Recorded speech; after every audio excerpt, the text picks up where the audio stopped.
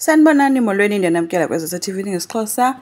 Niphi na uVelephi bethuna sesisola usibongile ngokugxothwa kwanina umtsali-ngubo uthi makavuka azophendula uba kanti ubesenzela uba makuthini. Kuva kanjani ke ngoku xa kusenzeka yonke le nto? Uyavuya na? Usibongile uyangazama ukuchaza into yoba Velephi bendisenzela into yoba utata azi uba kwenzekani ngam apha ekhaya. Uthi ke ngoku njengoba sowumazi ke ngoku uba kwenzeke ntoni, uthini ke wena ngoku? Uthini xa kunje? Usibongile uba angazama uchaza. Hayi, uVelephi akamniki kwa-chance. Uthi nje unina ebengayidizivi yonke le nto. Uthi uyamazi vele umamakhe akakho msulwa, kodwa ude agxothwe kwenja, hayi ngeke noko. Sibongile ke akakwazanga umchazela ngoba lo ummele nje uba wena ufunani, ufuna kwenzekeni, ufuna kuthini. Ayivele wathuma kuSibongile because akho nto azophinda ayiphendule kuVelephi, akho nto angayaziyo. Iwesi kaloku uVelephi nguye naye lo odlule ezintweni ezininzi ngenxa kanina, and uthi uzamile futhi kwayena uku-expose uDeliwe kuSibongile emxelela uba usengukwenza imali.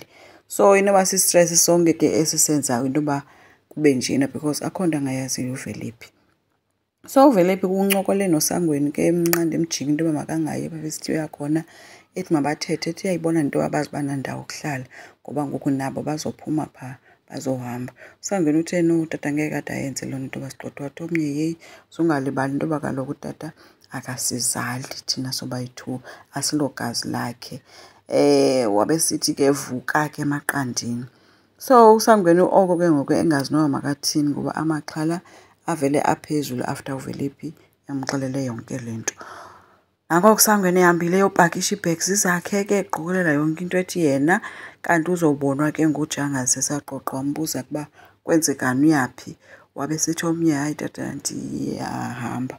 uJangazi utshilo into yoba no, ayinoba ngoku sowumdala uzohamba uyephi, likhaya lakho eli, nikhulisile, beningabantwana nikhulele apha, ayikho enye indawo eniyaziyo ngaphandle kweli khaya.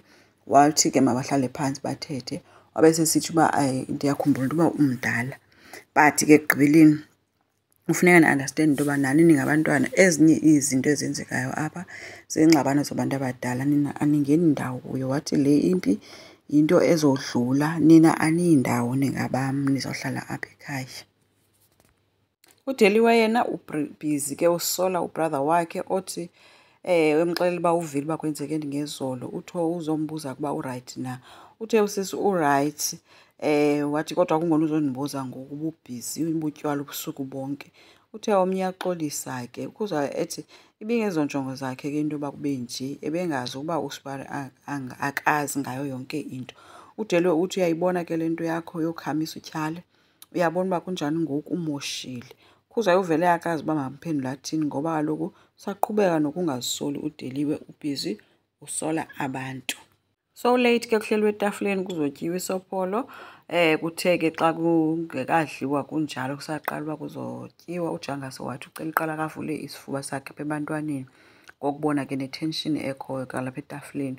Uthe uyazi ukuba sebekhulile and bayasibona nesimo simanzonzo kweli khaya. Watsho ethi apha ke kukuwenu, wonke umntu olapha kufanele abe lapha, likhaya lenu eli. Bathe ke besaqala ke berelax uba bethi bayatya, kwavuleka umnyango nguDeliwe. Khange abulise uphethe enye ibhegi. Uthe nje Velephi, Sangweni, hambani, thatha iimpahla zenu sihambeni ndizonilanda. Waphendula kuqala ke uVuma ethi abayindawo abantwana bam. Wothuka kuDeliwe wabeka izandla esinqeni ebuza uba ngoba emjonge emehlweni ejamele uVuma. uVuma uthe ngabam aba bantwana, likhaya labo eli. Waqala wakhulula ke ubuso ke uDeliwe. uVuma uthe ke hamba wena uphindele apho usuka khona, ushiye abantwana bam apha. Ubajongile ke bonke kodwa ke umntu wamnyekula kakubi ke ngoku kule nto kwanguSibongile ke uDeliwe, watsho eyophuma ke ngomnyango. uSibongile khange atsho nelimdaka ke. So uDeliwe usaqhubeka ke bethuna nokusola abantu kodwa uyazibona imbeke phi yonke le nto yakhe. Hayi, kusazoba nzima kuye uSisters.